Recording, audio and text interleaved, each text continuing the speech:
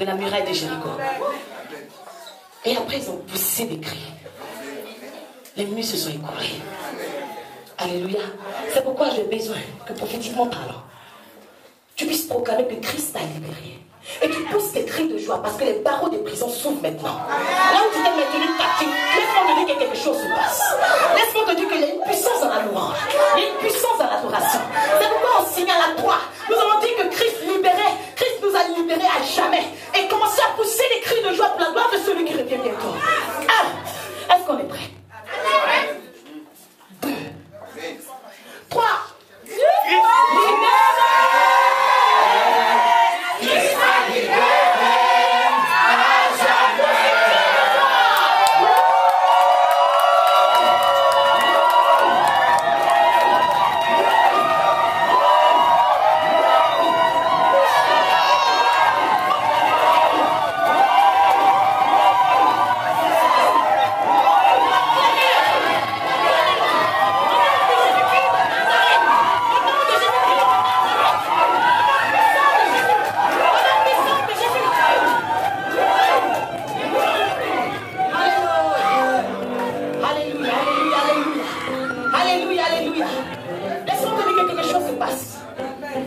Alléluia. Le trône de l'ennemi est dérangé. Parce que le Seigneur dit, j'entends des cris. J'entends un peuple qui est en train de m'adorer. J'entends les prières qui sont en train de monter de mon trône. Et moi, Dieu, je me lève. Alléluia. Je me lève parce que c'est moi qui combats pour toi. Alléluia. Je ne sais pas si vous connaissez ce chant qui dit, Jésus est mon défenseur, mon défenseur, mon défenseur. Et mon rocher, Jésus est mon défenseur, mon défenseur, mon défenseur. Alléluia. Jésus est mon défenseur, mon défenseur, mon défenseur.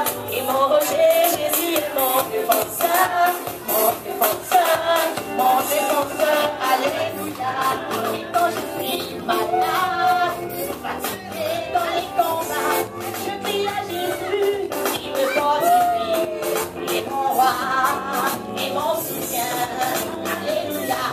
Jésus est mon défenseur, mon défenseur, mon défenseur. Il est mon rocher, Jésus est mon défenseur, mon défenseur, mon défenseur. Alléluia. Gloire à Jésus. Alléluia. Alléluia. Amen. Est-ce qu'on est dans la joie ce jour? 2 Samuel, chapitre 13, verset 1 au verset 22. Prenez des bouts de papier pour noter toutes les références. Alléluia.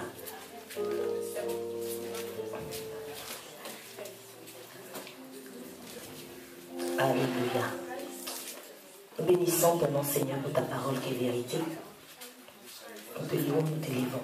Parce que tu es un Dieu puissant. Tu es un Dieu glorieux. Merci, Saint-Esprit. Proverbe 2 Samuel, chapitre 13, verset 1 au verset 22. Merci Seigneur, bénis ta parole dans le nom de Jésus-Christ de Nazareth. Que ma bouche soit ta bouche maintenant et que je disparaisse totalement et que toi seul tu puisses croître dans le nom de Jésus. Amen. On va lire la parole de Dieu. Le texte est un tout petit peu long, mais il est très intéressant. Alléluia. Je lis la parole de Dieu. Après cela, voici ce qui arriva. Absalom, fils de David, avait une sœur qui était belle et qui s'appelait Tamar. Et Amnon, fils de David, l'aima. Amnon était tourmenté jusqu'à se rendre malade à cause de Tamar, sa sœur, car elle était vierge, et il paraissait difficile à Amnon de faire sur elle la moindre tentative. Amnon avait un ami, nommé Jonadab, fils de Chiméa, frère de David. Et Jonadab était un homme très habile. Il lui dit, « Pourquoi deviens-tu ainsi chaque matin plus maigre, toi fils du roi? Ne veux-tu pas me le dire ?» Amnon lui répondit, « J'aime Tamar, sœur d'Absalom, mon frère. » Jonadab lui dit, « Mets-toi au lit et fais le malade. Quand ton père viendra te voir, tu lui diras, permets à Tamar, ma sœur, de venir pour me donner à manger, qu'elle prépare un mets sous mes yeux, afin que je le voie et que je le prenne de sa main. » Amnon se coucha et fit le malade. Le roi vint le voir et Amnon dit au roi, « Je te prie que Tamar, ma sœur, vienne faire 2 gâteaux sous mes yeux et que je les mange de sa main. » David envoya dire à Tamar dans l'intérieur des appartements, « Va dans la maison d'Amnon, ton frère, et prépare-lui un mets. » Tamar alla dans la maison d'Amnon, son frère, qui était couché. Elle prit de la pâte, la pétrit, prépara devant lui des gâteaux et les fit cuire. Prenant ensuite la poêle, elle les versa devant lui. Amen. Mais Amnon refusa de manger et dit, « Faites sortir tout le monde. » Et tout le monde sortit de chez lui. Alors Amnon dit à Tamar, « Apporte le mets dans la chambre et que je le mange de ta main. » Tamar prit les gâteaux qu'elle avait faits et les porta à Amnon son frère dans la chambre. Comme elle les lui présentait à manger, il la saisit et lui dit, « Viens, couche avec moi, ma sœur. » Elle lui répondit, « Non, mon frère, ne me déshonore pas, car on n'agit point ainsi en Israël. Ne commets pas cette infamie. Où irai-je, moi, avec ma honte? Et toi, tu serais comme l'un des infâmes en Israël. Maintenant, je te prie, parle au roi, et il ne s'opposera pas à ce que je sois à toi. » Mais il ne voulut pas l'écouter. Il lui fit violence, la déshonora et coucha avec elle, puis Amnon eut pour elle une forte aversion plus forte que n'avait été son amour. Il lui dit, « Lève-toi, va-t'en. » Elle lui répondit, « N'augmente pas en me chassant le mal que tu m'as déjà fait. » Il ne voulait pas l'écouter, et appelant le garçon qui le servait, il dit, « Qu'on l'éloigne de moi cette femme, et qu'on la mette dehors. » Et ferme la porte après elle. Alléluia.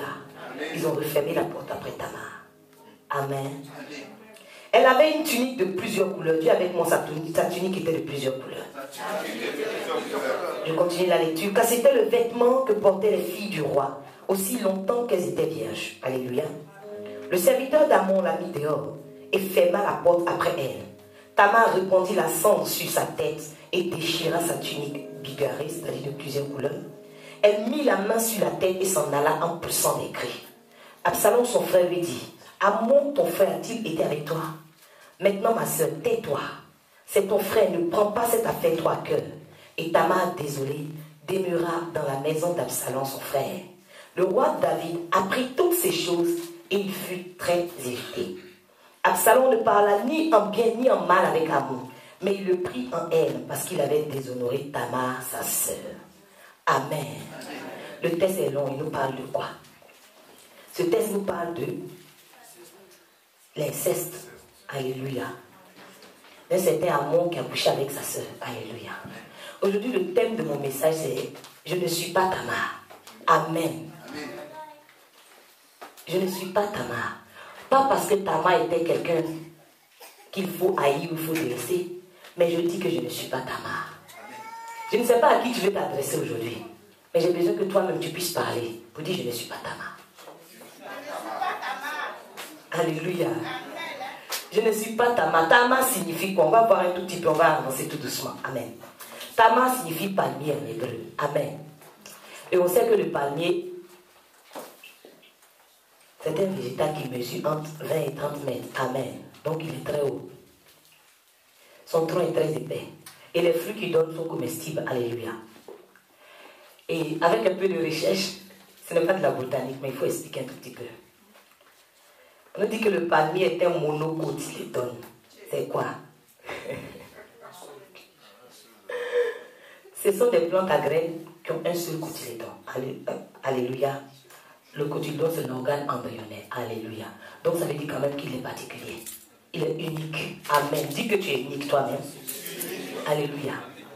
Et lorsque nous regardons Tamar qui signifie palmier, on voit que le Seigneur t'a donné de la supériorité. Dis Amen avec moi. Mais est-ce que malgré toutes ces bonnes choses que je suis en train de dire, on a envie de dire je ne suis pas Tamar? On dit que Tamar est unique et moi je dis je ne suis pas Tamar. Tamar est comme un palmier, moi je ne suis pas Tamar. Vous allez comprendre avec moi pourquoi je dis ça. Alléluia. Aujourd'hui, qui est Tamar? Nous avons expliqué le nom Tamar. Ça signifie quoi? On a vu que c'était palmier. Maintenant, qui est Tamar? Alors la Bible nous dit que Tamar est la fille de David. Alléluia. David avait environ entre 19 et 20 garçons et Tamar était sa seule fille. Amen. Et Amon, c'est le fils aîné de David, le premier-né de David. Donc c'était le demi-frère de Tamar. Un jour, certainement chaque enfant grandissait dans la maison avec sa mère. Et Amon, il convoitait sa soeur car elle était très belle. Il avait un ami, un mauvais conseiller. Alléluia. Il aimait tellement Tamar qu'il maigrissait tous les jours. Il y en a, c'est les jeunes qui veulent qu'il maigrisse. Et lui, il maigrissait à cause de l'amour.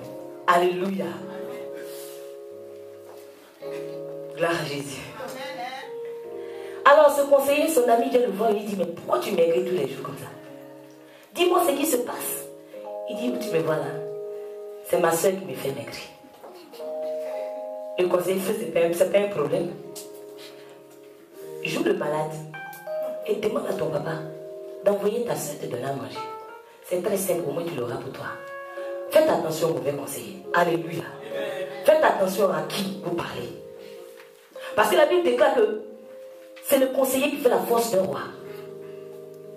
Donc ça veut dire aussi que ta chute peut être due au conseiller qui est à côté de toi. Alléluia. Je ne suis pas Tamar, pourquoi? Je ne suis pas Tamar simplement parce que je ne peux pas me laisser faire comme elle s'est laissée faire. Alléluia. Je ne suis pas Tamar simplement parce que je ne permettrai jamais à mon frère en Christ ou à qui que ce soit de transformer mes bénédictions qui sont sur ma tête en malédiction. Parce que la Bible nous enseigne que lorsqu'il est parti avec Tamar, elle a mis de la cendre sur sa tête. Alléluia. Comme souvent on a pour habitude de dire, ne viens pas mettre du sable dans mon attiqué. Alléluia. Ne viens pas gâter ce que Dieu a programmé pour moi. Je ne suis pas Tamar parce que je ne permettrai à personne de répandre de la cendre sur ce que Dieu a mis sur ma tête. Amen avec moi. Pourquoi je ne suis pas Tamar? Je ne suis pas Tamar simplement parce que personne ne peut m'emmener à déchirer mon vêtement qui représente mon identité. Alléluia. Personne n'a déchiré le vêtement sur Tamar. Elle-même, elle a déchiré son vêtement. Alléluia. On va comprendre pourquoi. Je ne suis pas Tamar simplement parce que personne, que soient les tribulations, je veux dire que ni la mort, ni la vie, ni les anges, ni les démons, ni les choses présentes, ni les choses à venir, ne doivent me séparer de l'amour de Dieu, ne doivent me permettre de perdre ma couronne. La Bible nous dit que lorsque Tamar était déshonorée, elle a mis sa main sur sa tête. Sa couronne était où? Dis Amen avec moi. Tamar était une princesse. Et les princesses avaient ce vêtement-là. Tant qu'elles étaient vierges, elles avaient un vêtement multicolore. Alléluia. C'est comme ça qu'on les identifiait. Une princesse a toujours une couronne. Mais elle a mis sa couronne où? Pour mettre la main sur sa tête. Je ne suis pas Tamar. Parce que je dois rester fidèle à Dieu afin de tenir la couronne jusqu'à la mort. Alléluia. Tamar a déchiré sa tunique de plusieurs couleurs. Aujourd'hui, je veux... Si je venais vous dire, je ne déchire pas mon vêtement, on avait compris le message. Alléluia. Mais je dis, je ne suis pas Tamar. Qu'est-ce qui m'intéresse réellement dans cette histoire? C'est le vêtement de Tamar. Alléluia. On va voir d'abord un vêtement, ça sert à quoi? Amen. Je sais qu'un vêtement, ça sert à se protéger des intempéries. Amen. On voit que quand David avait très froid, il vieillissait. La Bible déclare qu'on le couvrait avec beaucoup de vêtements parce qu'il n'arrivait pas à se réchauffer. On avait même trouvé une solution alternative, c'était d'amener une jeune fille vierge pour qu'elle puisse le réchauffer. Alléluia. Dis amen avec moi. Le vêtement sert à couvrir ta nudité au regard vis-à-vis des autres. Alléluia. C'était le cas pour Noé. Lorsqu'il était nu, ses deux fils ont pris le vêtement en arrière et ils ont couvert sa nudité. Et lorsque quelqu'un met un vêtement, ça sert à s'embellir. Alléluia. Lorsqu'on regarde quelqu'un, on dit tu t'es endimanché aujourd'hui. Amen. Ça veut dire qu'il a porté ses plus beaux vêtements, peut-être certainement parce qu'il y a une fête ou parce qu'il veut être beau ou il a un rendez-vous gagnant quelque part. Amen. Le vêtement, grâce à ton vêtement, on connaît ton appartenance. Souvent on dit l'habit ne fait pas le moine, mais c'est à cause de l'habit qu'on reconnaît le moine. Alléluia. Donc lorsqu'on voit ton vêtement, on sait déjà quel genre de personne tu es. Amen. Le vêtement aussi une valeur symbolique. Comme on a vu ici en Israël, tant que les filles étaient vierges, ça veut dire que quand Tamar passait, on savait d'abord qu'elle était fille de roi et on savait aussi qu'elle était vierge. Alléluia. Donc ton vêtement est symbolique, ça représente un peu ton statut. Amen. C'est pour ça souvent les femmes qui ne sont pas encore mariées ou qui n'ont pas d'enfants, lorsqu'elles se marient, elles portent un habit tout blanc. C'est le signe de la pureté. Alléluia. Mais aujourd'hui, on voit de moins en moins, même les vêtements sont rouges. Alléluia. Le vêtement peut être lié aussi à ta fonction. Quand tu regardes un militaire, tu vois son treillis, tu sais que c'est un militaire. Alléluia. La Bible déclare que les Lévites aussi, ceux qui étaient destinés à vraiment envoyer les sacrifices dans la maison du Seigneur, ils avaient un vêtement. Alléluia. Le Seigneur même a donné la description, comment ce vêtement devait être. Moi aussi, j'ai un vêtement de sacerdoce. Alléluia. Lorsque tu regardes le vêtement de quelqu'un, ça te donne une idée sur sa classe sociale. Amen. Tu vois un enfant qui est très bien habillé, tu sais que c'est un enfant de bourgeois. Amen. C'est pourquoi lorsque je te regarde, je sais que tu es un fils de roi. Dis amen avec toi. Amen. Ça sert aussi à donner des détails sur ta culture.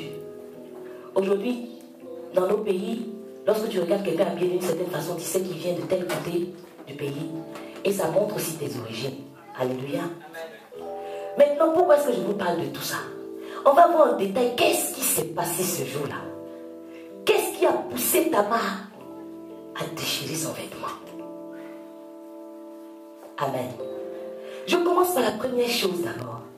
En lisant ce passage, je me suis demandé, mais si je ne suis pas Tamar, qu'est-ce que Tamar a fait que je ne dois pas faire? Sinon, je risque d'être comme Tamar. La Bible déclare que Amon dit à son père, demande à ma soeur de venir me préparer un gâteau de ses mains et qu'elle puisse me donner ça à manger. Alléluia. Mais laisse-moi te dire que lorsque David va appeler sa fille Tamar, il va simplement lui dire, va dans la maison de ton frère et prépare-lui un gâteau. Tout simplement. Alléluia. Il n'a pas rajouté, donne-lui le gâteau à manger. S'il ne veut pas manger, force-le. Parce qu'il est malade. David n'a pas rajouté tout ça. Il avait entendu ce qu'Amon avait dit. Mais il s'est limité à quelque chose. Il a dit, va dans la maison de ton frère, donne-lui à manger. Donc je constate ici que l'une des premières raisons, c'était la désobéissance de Tamar. Alléluia. Parce que Tamar va aller, elle va obéir à son père, elle va entrer dans la maison de son frère pour lui préparer ce mets. Et la Bible déclare qu'elle va venir mettre la poêle devant lui. Elle va le servir. Alléluia. Pourtant, on ne lui a pas demandé de le servir. Dis amen avec moi. Bien aimé, tu sais, quand le Seigneur t'a pas demandé de faire quelque chose, ne fais pas. Alléluia. Vous allez voir qu'au départ, la tunique de Tamar était de plusieurs couleurs. Mais dès l'instant où elle a désobéi, elle n'a pas fait à la lettre. Elle a rajouté quelque chose que le Père, qui peut représenter Dieu ici, lui a pas demandé de faire. Automatiquement, quelque part, son vêtement a été changé. Amen. Vous savez, la tunique qui représentait son identité a été transformée. C'était le même cas dans le jardin d'Éden. Deux personnes qui étaient nues. Ils sont nés nus. Alléluia. Ils ne savaient pas que nu, ce n'était pas un vêtement. Jusqu'à preuve du contraire, avant que le péché n'arrive, Adam et Ève, pour eux, ils étaient braillés. Alléluia. Ils étaient nus. Donc souvent on dit la tenue d'Adam. Eux, c'était leur vêtement. Ils étaient nés comme ça. Ils avaient déjà leur personnalité. Mais à partir du moment où ils ont écouté le serpent qu'ils ont mangé à la pomme, quelque chose va se passer. Ils vont eux-mêmes coudre des vêtements des filles qu'ils peuvent porter. Le premier problème s'est passé là. Ton vêtement initial, il se transforme automatiquement lorsque tu désobéis à Dieu. Alléluia. Tamar ne comprenait pas ça encore. Mais le vêtement commençait à se dégrader petit à petit. La désobéissance, c'est très très dangereux, bien-aimé. Alors quand je dis je ne suis pas Tamar, je veux te dire que tu dois être quelqu'un qui doit marcher dans l'obéissance. Vous allez comprendre pourquoi son frère a fait tout ça. C'était pour aboutir à quoi? La deuxième chose, la Bible nous enseigne que lorsque Tamar voulait donner ce repas à son frère, il a refusé de manger. Et il a chassé tout le monde, il a fait sortir tout le monde. Amen. C'était une façon de rester seul avec son frère. Pourquoi ça n'a pas interpellé Tamar? C'était, mais si c'est mon frère, qu'est-ce qu'il peut me faire? Amen. Maudit soit l'homme qui met sa confiance dans l'homme. Amen. Vous savez, Joseph a vu la même chose. La Bible déclare que lorsqu'il est rentré un jour dans la maison, il partait faire son ouvrage. Et ce jour-là, personne n'était dans la maison. La femme de Potiphar était là. Il a constaté qu'il ne fallait pas qu'il reste là avec elle. Alléluia. Il a fui. Tamar n'a pas discerné. Elle n'a eu aucun discernement. Elle s'est dit, c'est mon frère. Il m'aime certainement. Il m'aime d'un amour fraternel. Alléluia. Souvent, on fait tellement confiance au frère qui est à côté de nous. Parce qu'il nous démontre que c'est d'un amour fraternel. Mais ce qui est au fond de son cœur, tu ne sais pas. Alléluia. Il s'arrange à créer une intimité avec toi. Chasser tout le monde, il n'y a personne. Tu ne te rends pas compte. Tu te dis, voilà, je n'ai pas d'autres bras. Je me jette dans ses bras. Pourtant, ce n'était pas les vrais bras dans lesquels il fallait que tu te jettes. Alléluia. Aujourd'hui, beaucoup d'entre nous ont vu leurs vêtements se déchirer à cause de cela. En mettant leur confiance. Ils ont été trahis. Ils ont été déçus. La réputation a été touchée à un niveau. Alléluia. La Bible dit une chose encore. Que Tamar va apporter les gâteaux dans la chambre de son frère. Bien aimé, ton frère ne veut pas manger. Qu'est-ce que tu vas chercher dans sa chambre, que son lieu d'intimité? Amen. J'ai envie de demander à Tamar. Tu rentres dans l'intimité de n'importe qui, après tu es donné. Tu laisses n'importe qui entrer dans ton intimité avec Dieu et après tu es surpris. Pourquoi? Tamar n'a pas su se fixer des limites. Vous savez, souvent, on dit que ce n'est pas toutes les vérités qui sont bonnes à dire. Si tu n'as pas dit, tu n'as pas menti. Amen. Lève-vous. C'est lorsque tu dis que ce que tu dis n'est pas vrai, que c'est un péché. Mais s'il y a quelque chose dans ton cœur que tu n'as pas dit, même à ton époux, tu n'as pas menti. Alléluia. Parce qu'il faut souvent fixer certaines limites. Parce que plus on sait sur toi, c'est avec ça qu'on te détruit. La Bible me parle d'Ézéchias. Le roi Ézéchias, lorsqu'il est tombé malade, le roi de Babylone est venu souhaiter bon rétablissement parce qu'il avait appris tout ce que le Seigneur avait fait pour lui. Et il a envoyé des messagers pour lui apporter une lettre et des présents. Ézéchias était tellement content. Il a appelé ses messagers. Il leur a montré le lieu où se trouvaient tous ses trésors de grand prix. Son argent, son or, l'huile précieuse, ses aromates, tout ce que se trouvait dans ses trésors. Et il n'y a rien qui ne leur fit pas voir dans sa maison, même dans ses domaines. Comme on dit, il s'est ouvert. Il s'est dit, voilà les personnes qui viennent me témoigner leur amitié. Je ne discerne même pas, je m'ouvre. Ils sont trop gentils. Le prophète Esaïe était là ce jour-là. Quand il a vu ces personnes, il dit, mais ils ont dit quoi ces gens-là? Ils viennent d'où même? Ils ont vu quoi chez toi? Qu'est-ce que tu leur as montré? Ézéchias dit, il n'y a pas quelque chose dans ma maison qu'ils n'ont pas vu. Je leur ai tout montré. Esaïe dit, bon d'accord. Tu sais, le temps va venir où le roi de Babylone va t'emporter tout ce qu'il a vu dans ta maison. Même ce que tes pères ont amassé pour toi, ils vont prendre aussi. Alléluia. Même tes fils, il ne va rien rester. Je veux dire, si Ézéchias ne leur avait pas montré, il n'allait pas conserver ses trésors.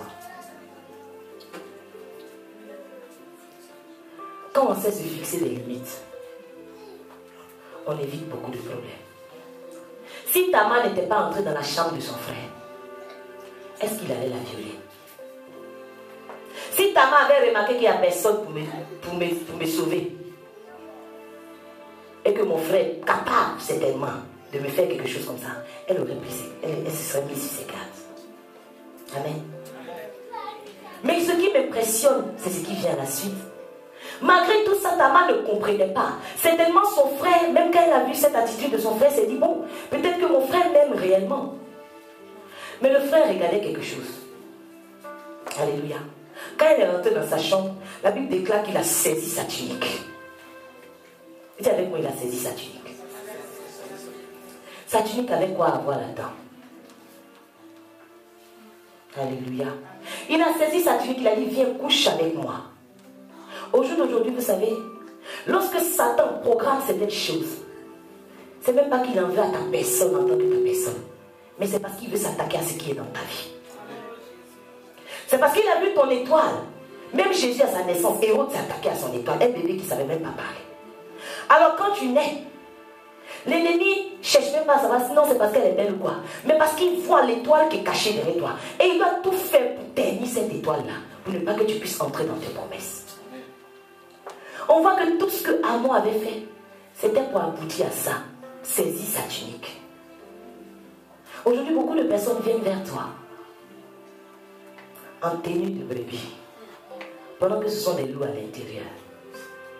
Pas parce qu'ils ont envie que tu meurs et puis on n'en parle plus, parce que tu prends de l'espace sur la terre, mais simplement parce qu'ils veulent salir ta réputation. Simplement parce qu'ils veulent déchirer le vêtement multicolore que Dieu a mis sur toi. Parce qu'ils veulent te faire perdre ta valeur et ton identité. Parce qu'ils sont jurés de ne pas te laisser aller là où Dieu veut que tu ailles. Alors il a saisi sa tunique. Vous savez, lorsque tu discernes dans une amitié même quelconque, ce que la personne recherche au fond, on ne dialogue plus. Alléluia. On ne cherche plus de compromis. On ne cherche plus à raisonner la personne qui est en face. Alléluia. Et ça a été le problème de Tamar. Son frère a attrapé sa tunique. Elle cherche à le raisonner. Une personne qui a vu quelque chose qu'il veut, qu'est-ce qu'il peut comprendre? Alléluia. Amen. Quand un homme est surchauffé, qu'il en fasse une femme, tu peux raconter tout ce que tu veux. Alléluia. Tu peux raconter tout ce que tu veux. Mais il faut qu'il fasse ce qu'il a envie de faire. Il n'entend rien. Les hommes rient. Ça va, c'est la vérité. Alléluia. Comme tu sais que si tu arrives, tu franchis une certaine limite, tu ne peux pas t'en sortir, bien aimé. Fixe-toi des limites. Alléluia. Celui qui dit non, on va prendre la chambre d'hôtel juste pour causer parce qu'il fait froid dehors. Si tu le suis là.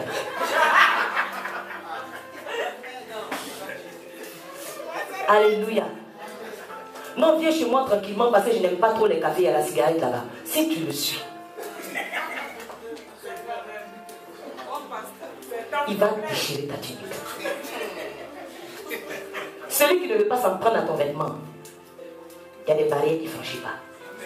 Surtout quand il connaît ton identité. Il respecte tes valeurs. Alléluia. Quelqu'un qui te connaît aujourd'hui, tu n'as pas marié, il couche avec toi. C'est ta tunique qui cherche à attraper. Amen. Quelqu'un peut dire Amen très fort. Voilà. Vous savez, Tamar a eu tort de dialoguer avec son frère. Quelqu'un qui t'a convoité depuis certainement ta naissance. Il a attrapé ta tunique. Tu veux le raisonner comment là? Elle a crié, tout le monde est parti. Ils étaient seuls. Elle était déjà dans sa chambre. Donc on se dit qu'elle était consentante. Même si elle crie, personne ne va venir. Alléluia. Et ça, c'était le problème de Joseph. Alléluia. Vous savez, avant que la femme de Potiphar ne saisisse le vêtement de Joseph, tous les jours qu'elle le voyait, elle lui demandait de marcher avec elle. Joseph essayait de la raisonner. Je ne peux pas faire ça. Ton mari est quand même mon maître. Ton mari m'a confié beaucoup de choses. Mais le jour où la femme a saisi sa tunique, il n'a pas dialogué. La Bible déclare qu'il a laissé son vêtement dans sa main. Parce qu'il savait que la façon dont elle était chaude, elle avait déjà la même mise sur lui. C'était impossible de la raisonner. Il a préféré fuir. Bien aimé, il y a des situations où arrête de vouloir raisonner la personne. Fuis. Lorsqu'on est déjà dans le péché, comme on dit, on ne chasse pas les fourmis en étant dans le tas de fourmis. Mets-toi à l'écart rapidement et tu verras que tu pourras mieux chasser ces fourmis qui sont sorties avec toi. Alléluia. C'était même le cas. Pareil de Néhémie. Lorsque Néhémie avait voulu rebâtir les murailles de Jérusalem. La Bible déclare qu'il y a un certain Sambala. Ils se sont ligués contre Néhémie. Ils ont commencé à dire, viens Néhémie, tu sais, viens, on va essayer de parler ensemble. On va causer un peu, il faut qu'on discute. Néhémie avait compris que ceux-là, ils voulaient salir sa réputation et mettre un vêtement d'opprobre sur lui. Et ça arrangeait à ce que l'œuvre de Dieu ne se fasse pas. Il a dit, je n'ai pas le temps. Il n'est jamais allé discuter avec eux. Parce qu'il avait déjà vu, il avait déjà connu leur intention d'avance. Amen. Il a gardé le silence, il n'a pas discuté avec eux. Il a dit, l'œuvre de Dieu va se faire. Donc fatiguez-vous. Dis à quelqu'un, je ne suis pas ta main, donc l'œuvre de Dieu se fera. Et j'ai compris tout de suite quelque chose. Je me suis dit, voilà pourquoi Jésus gardait le silence face aux accusations des gens. Parce que Jésus avait déjà compris que tout ce que les gens faisaient, ce n'était pas parce que c'était lui Jésus, mais c'était à cause de la gloire qui était sur lui, qui s'attaquait à lui. Donc il ne répondait même pas à qui que ce soit. Parce que ce n'était pas le temps de discuter. Vous savez, souvent il y a des accusations qui viennent, elles sont tellement fortes. Il faut pouvoir discerner que ce n'est pas une atteinte à ta petite personne, mais c'est une atteinte à la gloire qui est dans ta vie. Alors, lorsque tu vas constater qu'une situation est en face de toi et que cette situation est susceptible de salir ton vêtement ou de t'emmener même à déchirer ton vêtement, à perdre ton identité, qu'est-ce que tu fais? Tu continues à te justifier. Tu veux faire justice toi-même. Tu veux prouver aux gens que ce qu'ils ont mis sur ton vêtement, c'est pas ça. Tu veux leur montrer que ton image, c'est pas ça. C'est pas ce qu'ils pensent. Tu demeures dans la situation quand même en te disant il n'y a pas d'espoir, il n'y a pas d'issue. Ou tu fuis en laissant ton vêtement intact dans leurs mains. Alléluia. Parce qu'il y a beaucoup de personnes qui fuient, mais à la dernière minute, ils finissent par laisser un morceau quelque part. Alors, la tunique de Jésus avait une seule couture.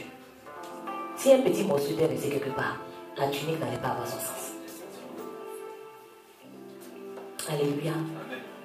Tamar n'a pas été ferme. Lorsqu'elle a dit à son frère, ne fais pas ça. C'est une abomination en Israël. La même Tamar. Elle dit, bon tu sais, il faut parler au roi. Peut-être qu'il ne va pas s'opposer au fait que peut-être tu le prennes en mariage. Alléluia. Bien aimé, que ton oui soit oui, que ton non soit non. Que dans ta bouche, il n'y ait pas le oui et le non en même temps. Lorsque tu prends une décision, que tu n'arrives pas à être ferme face à des personnes qui veulent déchirer ton vêtement, si ce n'est pas toi qui réussis à les atteindre, c'est eux qui vont t'atteindre. Il n'y a que deux cas. Ton ennemi vient en face de toi. Soit c'est toi qui le tues, soit c'est lui qui te tue. Il n'y a pas une autre alternative. Alléluia. Tamar va dire quelque chose. Je me suis dit, elle n'avait rien compris.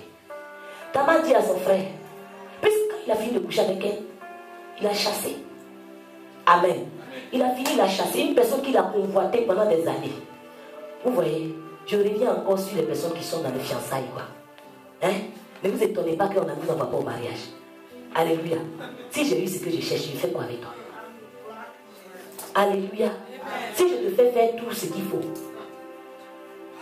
qu'est-ce qui va m'amener à te marier? Alléluia. Qu'est-ce qui va m'amener à te... Je veux découvrir quoi? J'ai déjà vu ce qu'il faut voir. Je reste dedans. Alléluia. Je ne fais pas loin. Je ne me fatigue pas à faire une grande fête. Une fête pourquoi? Quelque chose que j'ai eu gratuitement. Je vais aller payer cher comme ça pour faire une fête.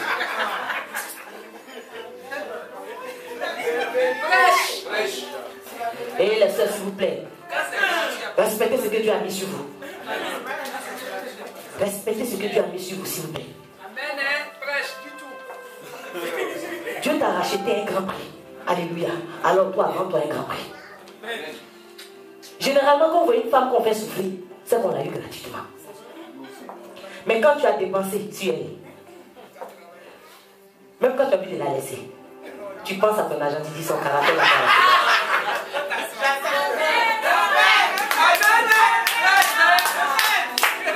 Parce que tu te dis, c'est trop facile. J'ai veillé devant sa porte. C'est trop facile. Elle n'a qu'à être comme il faut. Moi, je suis là. Je ne bouge pas. Quand je pense à ce que j'ai mis sur elle, non. Mon temps, elle ne va pas me perdre le temps. En plus, j'ai mis la moitié de ma vie sur elle. Je ne peux pas refaire ma vie. Même si elle n'est pas bien ensemble. Mais quand c'est gratuit, tu ne réfléchis pas à ça. Tu dis, il y a mieux demain. Amen. Et les soeurs, s'il vous plaît, même les frères aussi, s'il vous plaît, vendez-vous cher. C'est pas parce que tu es un homme que tu es quelqu'un de facile. Alléluia. Vends-toi cher. Une fille te dit, je viens vers toi. Prouve-moi que tu es quelqu'un qui peut t'asseoir à côté de moi. Fais tes preuves. C'est ça. Un homme qui n'a pas fait ses preuves, s'il te plaît, qui prenne son chemin. Parce que je ne suis pas n'importe qui. Alléluia.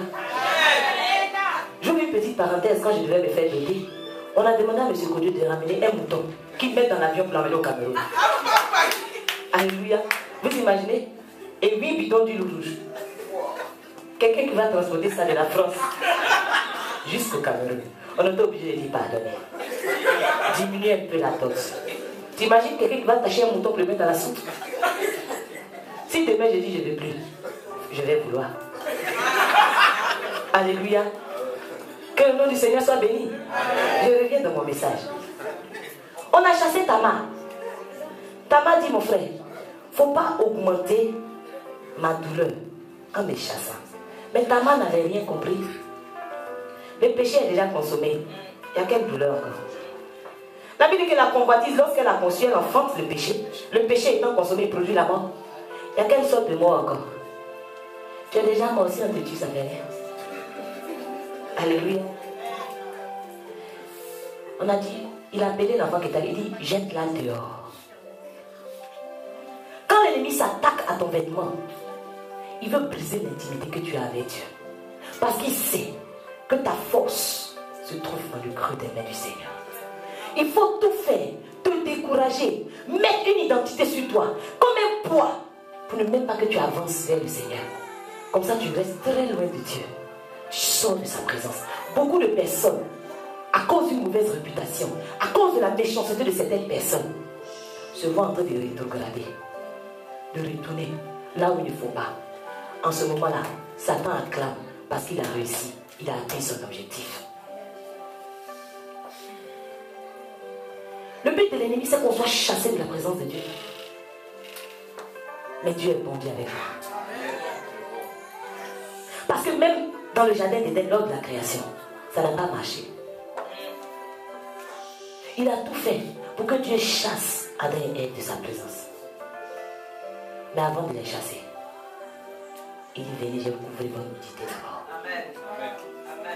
Je lui dis, quel que soit ce que Satan va faire, quel que soit ce que les gens raconteront, ton Dieu, qui sait ce qu'il veut faire avec toi, il mettra toujours un vêtement pour cacher ta nudité.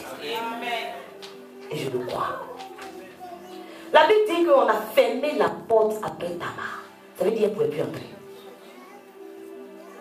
Quand Dieu ferme, bien aimé, qui peut ouvrir? S'il ouvre, qui peut fermer? Aujourd'hui, je dis, je ne suis pas Tamar. Pourquoi je ne suis pas Tamar? Certainement, toi aussi, par ton ignorance, d'autres fois, tu as perdu ton identité. Alléluia. Tu es assis ici, tu sais comment tu étais avant. Aujourd'hui, tu te regardes, tu ne fais que parler au passé. Mais Dieu a envie de changer ton langage, il faut que tu aies le langage du présent. Tu as toi-même, par tes propres fautes, déchiré ton vêtement sur toi. Comme on dit là, il a gardé son nom. Quand quelqu'un garde son nom, ça dépend de ce qu'il a fait. Les gens pourront tout dire. Tant que tu ne te sens pas concerné, ton vêtement il reste intact. Vous savez, on a réussi à te donner une mauvaise réputation à cause de tes erreurs du passé. Et la Bible déclare dans le livre de Proverbes 25, verset 9 à 10 que la mauvaise réputation, ça ne s'efface pas. Alléluia. Quand quelqu'un pense quelque chose de toi, si tu veux débattre-toi, il émet toujours une réserve. Même qu'il te fait confiance, il se souvient de qui tu étais. Mais Dieu, il efface toute mauvaise réputation de devant ses yeux. Tamar a pleuré. Elle a crié en sortant, elle a mis sa main sur sa tête. Certainement toi aussi tu as pleuré. Face à l'injustice dans laquelle tu es, tu as oublié que toi-même tu as ta part de responsabilité dedans. Dis Amen. Certainement tu t'es repenti. Mais quel genre de repentance tu as fait? Malgré ta repentance, la porte est toujours fermée devant toi. Alléluia. Malgré ta repentance, tu dis, mais je prie. Je fais tout ce qu'il y a à faire. J'ai changé de vie, je ne comprends pas. Mais pourquoi les portes sont encore fermées devant toi? Pourquoi l'accès est toujours fermé? On t'a chassé, pourquoi tu ne peux pas revenir? C'est que quelque chose n'a pas marché. Alléluia. Aujourd'hui, je suis un peu intriguée par la façon dont le frère de Tamar a réagi. Vous allez comprendre mon message. Peut-être que je suis en train de vous expliquer un conte. Alléluia. Vous savez, lorsque Tamar allait voir son frère Absalom, c'est-à-dire lorsqu'on l'a déshonoré, elle a couru tout de suite vers son frère Absalom. Alléluia. Et son frère lui a dit, tais-toi. C'est ton frère. Ne prends pas trop cette affaire à cœur. Alléluia. Est-ce que si toi tu poses un acte qui n'est pas bien, et moi je dis tais-toi, c'est pas grave. Il ne faut même pas trop penser à ça. C'est comme si tu ne te remets pas en cause. C'est comme si je te disais indirectement que c'est le frère qui a fait que tu as déchiré ton vêtement. Non, toi tu n'es pour rien. Tais-toi, attends, Dieu va te venger. Dieu va faire justice. Tais-toi. Ou moi-même je vais faire justice. Parce que tu es venu vers un homme. Je vais faire justice moi-même. C'est le cas de beaucoup d'enfants de Dieu aujourd'hui. On a entendu beaucoup de méchanceté sur nous. Alléluia. On ne se remet pas en cause. Ce sont les autres qui ont fait. Mais c'est ceci qui entraîne cela. Il n'y a pas de fumée sans feu. Alléluia.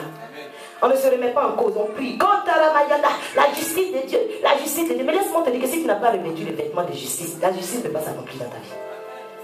Tant que tu avais ton vêtement déchiré, tu ne verras pas la justice de Dieu. Certainement, c'est à cause de ton vêtement déchiré que les portes sont encore fermées devant toi. On prie, on cherche des solutions. Mais lorsque tu te présentes, les portes même ne reconnaissent même pas ton identité. Pourtant, quand les portes reconnaissent ton identité, lorsque tu t'approches, les portes s'ouvrent d'elles-mêmes. Mais qu'est-ce qui ne va pas dans ta vie? Tu as déjà jeûné, tu as déjà fait tout ce qu'il faut faire. Qu'est-ce qui ne va pas? Puisqu'on n'est pas Tamar, il faut qu'on trouve ce qui ne va pas. Amen. J'ai vu 3 choses. La première chose, c'est que je ne me suis peut-être pas remise en question. Jusqu'à présent, je demande que le Seigneur fasse ça, me venge. Amen. C'est différent, Seigneur, venge-moi. Et Seigneur, fais justice. Quand je dis Seigneur, fais justice, ça veut dire que je suis prêt à accepter ce qui va me revenir de toi. Je suis prêt à accepter ma part. Mais Seigneur, venge-moi, c'est que je n'ai rien fait. Quel rapport avec moi? Certainement, on a assis, les portes sont fermées, mais on a un langage de vengeance. Alléluia.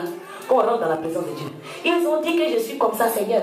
Tu les as vus, Père, que le feu descende. La Bible déclare qu'il fait beau sur les méchants et sur les bons aussi. Toi, tu vois comment le feu va descendre sur tes ennemis. Dieu aussi a besoin d'eux. Donc, on fait des prières inutiles. Seigneur, tu as dit, tu me venges. Tu vas me venger. Oui, on va te venger. Si tu es assis quelque part à ta place, que quelqu'un vienne te taper, Dieu va te venger. Mais si tu es pour quelque chose, quand la justice de Dieu commence, chacun a sa part. Alléluia. Donc je ne sais pas ta position aujourd'hui. Si tu es en mode vengeance ou tu es en mode justice.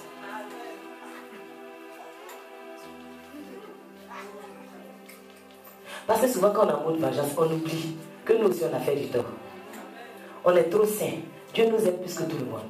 Donc il va faire descendre le feu sur celui qui m'a fait. Et moi il va me laisser tranquille parce que je suis une personne selon son cœur. Tu as menti. Les portes vont rester fermées. Amen. Donc change un peu le mot là. Alléluia.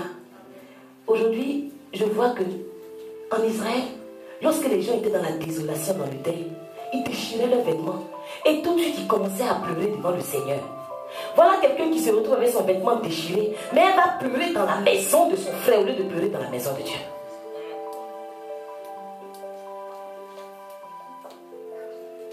Ça veut dire que Tamar n'avait pas compris que ce vêtement qui était déchiré, ce n'était pas la mauvaise réputation qu'on lui avait donnée, mais c'était un vêtement de désolation qui devait venir devant le Seigneur pour reconnaître qu'elle n'avait pas discerné, pour reconnaître qu'elle n'avait pas été ferme, pour reconnaître qu'elle ne s'était pas posé des limites.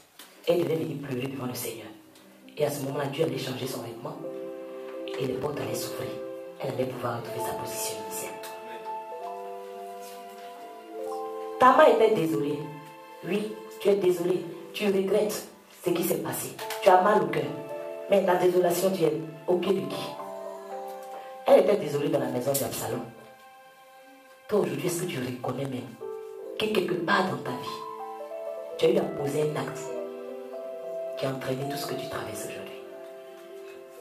Le chrétien n'a rien fait. Ce sont les sorciers. Le chrétien n'enfante pas aujourd'hui. Il oublie même que c'est parce qu'il n'a pas de mari. Mais c'est sa maman qui a attaché ses trompes. Alléluia. Quelqu'un dormait toujours au lieu de partir à l'école. On l'a gâté, ça cause il n'est pas arrivé loin dans les études. Toi, tu es comment? Et puis dans une même famille, c'est toi seul on gâte. Amen. Tu ne cherches pas ton problème quelque part d'autre. Souvent, nous-mêmes, nous sommes nos propres ennemis. Notre comportement nous-mêmes, on cherche trop loin ce qui est tout près. Amen. Quelque chose m'a impressionné encore. C'est l'attitude de David. Ton fils a déshonoré ta fille unique. Amen. La Bible déclare que David fut très irrité. Point final. Il n'a pas attrapé un salon. Il n'a pas jugé l'affaire Tamar. Il s'est dit certainement, moi-même je suis de paix. Je suis fâché, ce qui s'est passé ne me plaît pas. Mais comme on n'est pas venu dans ma maison, je les regarde. Alléluia. Celui qui t'a envoyé, il y a un problème. Tu ne te diriges pas vers lui. Tu vas vers ton frère pour qu'il te fasse une vengeance. David était très fâché. Mais il est resté comme ça. Quand vous lisez le message à la suite, 2 ans après, cette histoire était tellement dans le cœur d'Absalom. Il a fait une fête. Il dit, David, invite tous tes fils qui viennent. David, mais si tous mes fils viennent, tu as vu comment vous êtes nombreux? Si vous tous vous venez, on va être à ta charge. Il dit, non, c'est pas grave. Dis même à Amon de venir aussi. Tout ça parce qu'il fallait qu'il le tue. Il avait trop mal au cœur à cause de ce qu'il avait fait. Mais vous savez, Dieu est bizarre. Quand Absalom a tué son frère Amon, David a pleuré, personne ne pouvait le consoler pendant 3 ans. Amen. Alléluia. Donc vous voyez que le regard que vous voulez que Dieu ait sur ceux qui vous font du mal est différent de ce que Dieu voit. Quelqu'un qui avait déshonoré sa fille pouvait dire très bien qu'il a payé. Mais on ne pouvait pas le consoler. C'est après 3 ans qu'il était consolé. Parce que s'il voulait établir la justice, il avait reconnu qu'Amon avait sa part. Et Tamar aussi avait sa part. Amen. La colère d'un homme, ça n'établit pas la justice de Dieu. C'est pas possible. Alléluia. Aujourd'hui, même si on regarde toutes ces choses, j'ai envie de me poser encore la question, mais pourquoi les portes restent fermées dans ma vie? C'est pas normal. C'est pas normal. Par moments, asseyons-nous et commençons à regarder, mais qu'est-ce qu'on n'a pas fait? Qu'est-ce qu'on n'est pas en train de faire? On a changé. Ce qu'on faisait avant, on ne fait plus. Mais pourquoi la situation ne change pas? Pourquoi je prie, j'ai l'impression même que ma vie était comme avant. Mon statut de chrétien a changé. Mais rien ne bouge dans ma vie. Est-ce que je suis conforme à la loi? Une chose est de connaître la loi, mais une autre est de la mettre en pratique. Il faut te poser la question toi-même. La Bible dit que le sacrificateur qui va avoir la supériorité sur ses frères et sur la tête duquel sera répandu de l'huile d'onction. Et ce sacrificateur qui a été consacré, il sera revêtu d'un vêtement sacré. Et il ne déchirera point ses vêtements sur lui. Ça veut dire déjà que si quelqu'un qui sait qu'il y a la grâce de Dieu sur sa vie, quelqu'un qui a été moins depuis le sein maternel, si tu es conscient de ça, et que toi-même ta réputation fait que tu sais toi-même que ton vêtement est déchiré sur toi, tu n'es pas conforme à la loi. Parce que la loi interdit qu'on déchire nos vêtements sur nous. Alléluia. Donc tant que tu n'es pas conforme à la loi, c'est normal que les portes te soient fermées. Alléluia. Tout le monde connaît les versets. On récite. Mais ce n'est pas réciter le plus dur. C'est mettre en pratique. C'est ça le plus difficile. Mais tant que tu ne mets pas en pratique, les portes resteront fermées. Il n'y a pas de jeûne spécial pour ça. Les portes, elles ont des oreilles. Les portes ont des yeux. Elles savent identifier qui est qui. Même si on jeûne pour toi, quand tu vas t'approcher de ces portes-là, elles ne vont pas te reconnaître, elles ne vont pas souffrir. Amen. Donc vous vous fatiguez. Sauf si vous avez envie de maigrir. Alléluia. Mettez la loi en pratique. Je me demande aujourd'hui, est-ce que les portes sont fermées parce que je suis en abomination à l'Éternel? Est-ce que les portes sont fermées parce que lorsque le Seigneur me regarde, ce qui est à l'intérieur de moi est différent de ce qui est à l'extérieur? Si ton apparence est trompeuse, effectivement les portes peuvent se refermer devant toi. Vous savez, même Satan n'a pas la capacité de lire dans le cœur de quelqu'un. Satan n'a pas la capacité de sonder tes pensées. C'est quand tu parles, il sait ce à quoi tu penses. C'est quand tu expliques tout, lui aussi il prend connaissance de tes affaires. Amen. Même au téléphone, oui, tout ce que tu dois faire, tu expliques. Tu l'informes aussi. Ne t'étonne pas que mais je n'ai même pas parlé de ça à quelqu'un dans ma maison. Mais comment il a fait pour savoir? Il n'a pas lu dans tes pensées. Donc on bavade beaucoup là. Que le Seigneur nous aide aussi à fermer nos bouches un peu. Ça va nous faire du bien. Amen. Est-ce que je suis en abomination à l'Éternel? Je vois que la Bible nous dit dans la loi qu'un homme ne doit pas porter les vêtements d'une femme. Une femme aussi ne doit pas porter les vêtements d'un homme. Sinon ils sont en abomination. Aujourd'hui on a vu les choses de façon très physique. Donc une femme ne doit pas mettre un pantalon. Est-ce que c'est de ça qu'il s'agit? Il s'agit d'un vêtement tout autre. Il s'agit de l'apparence. Si à l'intérieur de toi, Dieu t'a créé femme, et qu'à l'extérieur, c'est le comportement des garçons, tu es comme un travesti. Quelqu'un peut dire amen avec moi? Parce qu'aujourd'hui, c'est trop facile d'interpréter la Bible comme on a envie. Ça ne sert à rien, même si toi, tu mets ça en pratique, et que tu portes que des jupes pour qu'on l'identifie comme une femme, qu'à l'intérieur de toi, Dieu ne voit pas le cœur d'une femme. Bien aimé, va pour ta vie des garçons, c'est bien.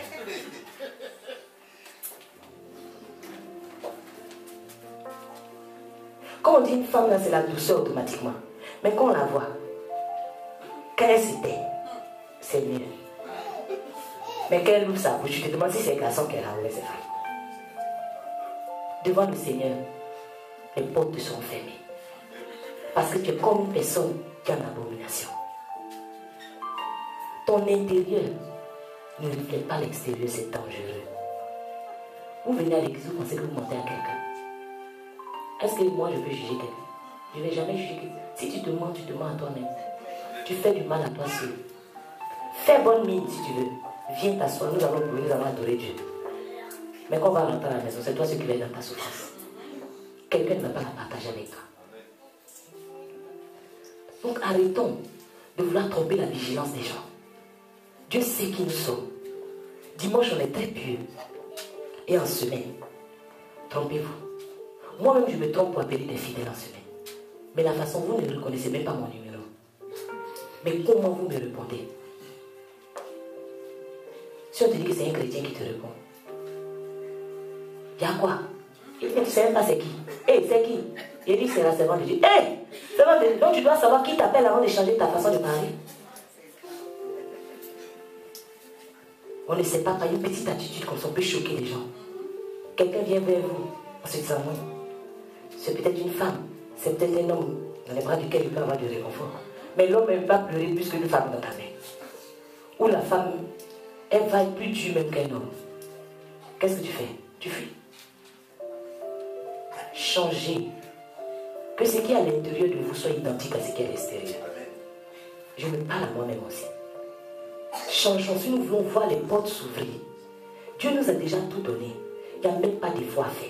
Mettez la loi en pratique et vous allez voir que lui-même Dieu, il se charge du reste. Alléluia.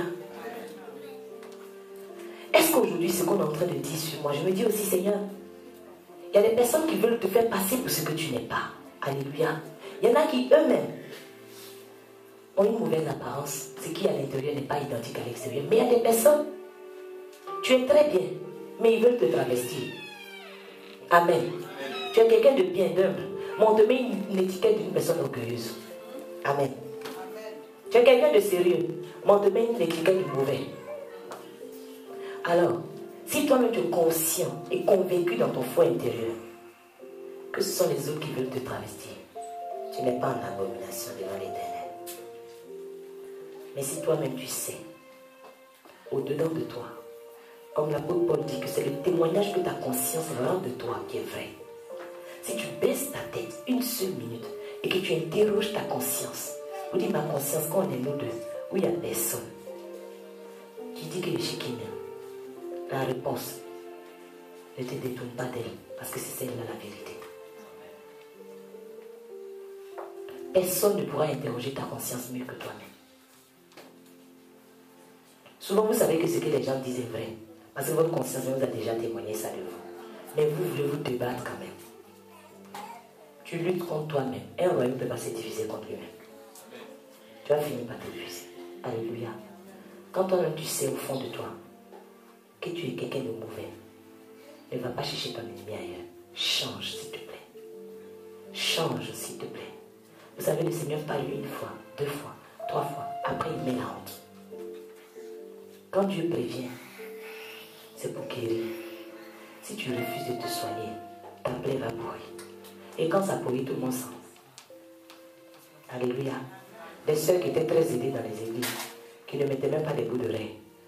Pour voir leurs oreilles, on avait du mal parce que le foulard avait caché.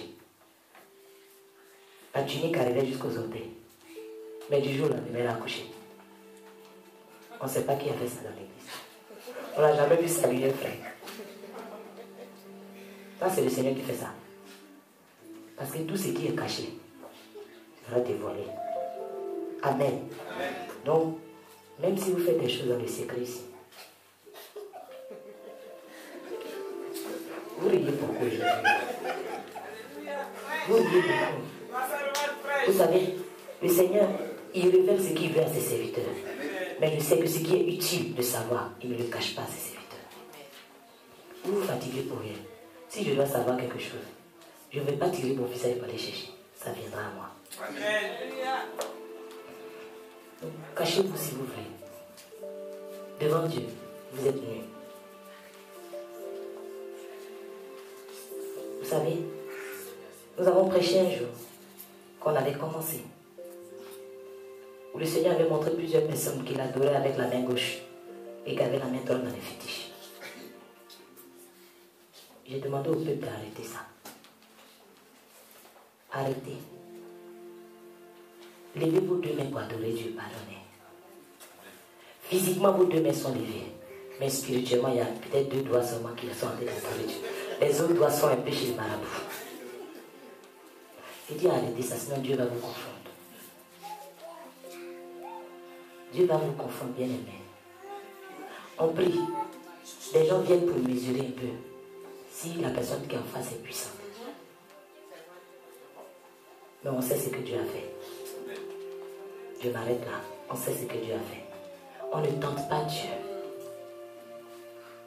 Attachez bien vos ceintures de médicaments sur vos reins. Dieu va vous forcer. Un jour, la ceinture va tomber celui-ci. Je vous dis la vérité. Si je parle comme ça, c'est parce qu'il y a des personnes qui sont encore dedans. Arrêtez ça. Amen. Arrêtez ça. On ne joue pas avec Dieu. Vous jouez avec vous-même. Avec votre propre vie. S'il y a une idole que tu chéris quelque part, dis ça là, ah non, c'est pas moi qui vais arrêter ça aujourd'hui, c'est des familles. Non, ok. De toute façon, c'est pas moi. Il y en a qui disent, de toute façon, c'est pas moi. C'est pas moi qui vais adorer.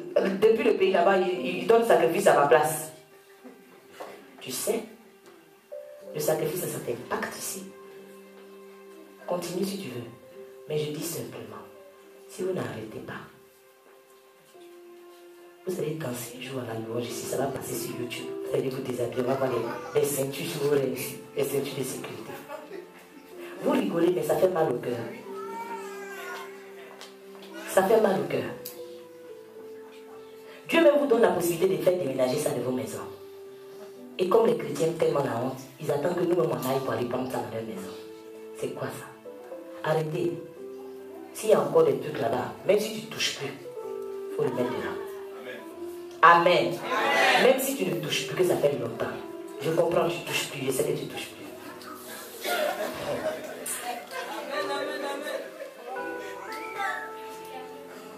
Une petite pommade quelque part. C'est rien, c'est que des plantes. Il n'y a rien dedans. C'est juste quand tu vas quelque part pour avoir la chance, quoi. Il faut jeter ça. Ça va compris? Il faut jeter. Bon, je fais la parenthèse. Alléluia. Le Seigneur parle pas plusieurs fois. Alléluia.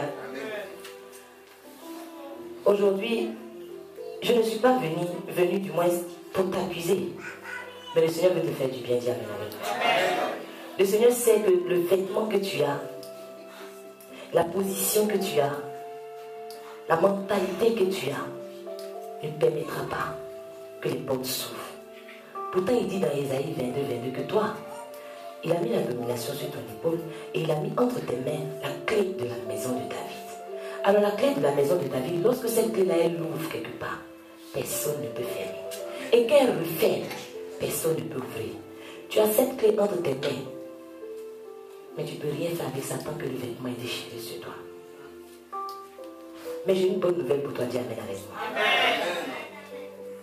Lorsque je me souviens du sacrificateur Josué, dans Zacharie chapitre 3, la Bible me dit une chose qui me réconforte aujourd'hui. Et c'est cette bonne nouvelle que je veux t'apporter. Pour toi qui dis que tu n'es pas Tamar. La Bible dit que le sacrificateur Josué se tenait devant l'ange de l'Éternel. Amen. Il était arrêté devant l'ange de l'Éternel. Et Satan était en train de l'accuser. Amen. Ça veut dire que même si il y a des accusations qui sont vraies, qui pèsent sur toi, tant que toi, tu te tiens dans la présence de Dieu, tant que toi, tu reconnais que Seigneur, je refais le vêtement, vraiment, d'humiliation, et je viens me coucher devant toi, Satan va parler, mais l'ange de l'Éternel va répondre à Satan. L'ange de l'Éternel va dire que l'Éternel te réprime, Satan. Tant que toi, tu te tiens, que tu reconnais que le vêtement qui est sur toi ne glorifie pas Dieu, tu reconnais que Satan t'a emmené dans les choses juste pour déchirer ton vêtement, juste pour que toi-même tu salisses ta réputation. Le Seigneur dit aujourd'hui, tant que tu te tiendras devant moi, je dirai Satan, je te réprime. Il va accuser, mais parce que tu te tiens devant le Seigneur va répondre à Satan à ta place. Alléluia. La Bible déclare que lorsque l'ange de l'Éternel disait Satan, je te réprime, Josué était couvert d'un vêtement sale. Alléluia. C'est une bonne nouvelle parce que même si ton vêtement est sale, que tu te tiens dans la présence de Dieu, il ne te donne pas d'eau. Alléluia. Amen. Certainement tu dis, mais comment je vais faire? Vers qui je vais aller? Mon nom est déjà trop gâté. Je peux faire rester dedans en même temps. Mais le Seigneur dit, quel que soit l'état de ton vêtement, tiens-toi devant lui. Il va fermer la bouche de l'accusateur. Et la Bible déclare qu'on a demandé à l'ange. L'ange a dit, ôtez-lui les vêtements sales. Le temps arrivé où le Seigneur veut donner l'ordre. Parce que tu te tiens dans sa présence qu'on puisse ôter ce vêtement déchiré que l'ennemi t'a mis. Le temps arrivé où le Seigneur veut enlever ce vêtement d'opprobre avec lequel tu marches. Et partout où tu arrives, les portes sont fermées. Partout où tu arrives, tu es répugnant. Tu te dis, mais je prie, mais je ne comprends pas. L'ennemi t'a mis un vêtement de deuil. Partout où tu arrives, tu sens la mort. La Bible déclare qu'à certaines personnes, on a donné une odeur de mort. À certaines personnes, on a donné une odeur de vie. Aujourd'hui, le Seigneur veut ôter ce vêtement de mort et te faire porter ce vêtement de vie. Alléluia. Aujourd'hui, Dieu te dit comme il a dit à Josué. Vois, je t'enlève ton iniquité et je te refais d'habits de joie. Quelqu'un peut dire amen très fort. Pour qu'on puisse t'enlever ton vêtement sale, il faut que tu sois conscient que ce vêtement est sale. Dieu veut changer ton identité. Le temps est venu pour lui. Ça ne dépend même pas de toi. Parce que tu t'es tenu en sa présence, tu n'as pas d'effort à faire. Tu te tiens simplement en sa présence. Le temps où tu vas t'en rendre compte, on a ôté les vieux vêtements et on t'a porté les vêtements de noces. Alléluia. Et lorsque tu auras ces vêtements de noces là, ces vêtements de noces, ça te permettront d'ouvrir la salle de noces. Alléluia, dis amen avec toi. Les vêtements de joie feront que tu seras simplement dans l'allégresse. Tes journées ne vont plus se ressembler. Tes larmes vont se transformer en chant d'allégresse. Avant tout, Dieu veut t'ôter les vêtements sales.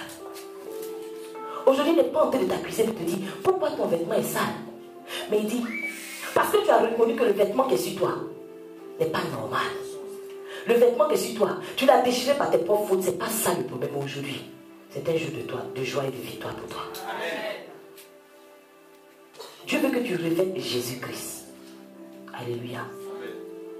Dieu a besoin que tu sois revêtu d'amour. Parce que la Bible nous dit que l'amour est le lien de la perfection. Le Seigneur veut que tu fasses les choses à la perfection. Quand tu commences quelque chose, tu n'arrives pas à aller jusqu'au bout. Tu fais les choses, on a l'impression, même les fourmis sont plus habiles que nous souvent.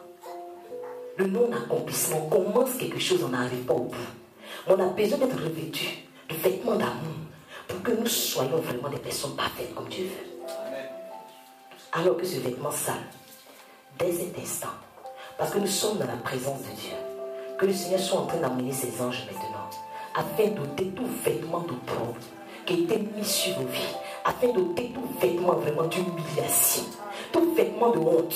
On t'a fait porter un vêtement de honte. Tu n'as jamais revêtu de vêtements de joie.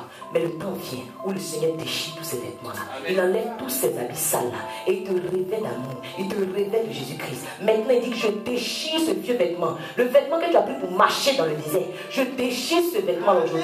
J'enlève ce vêtement sur toi. Et je te révèle de l'homme nouveau aujourd'hui. Alléluia.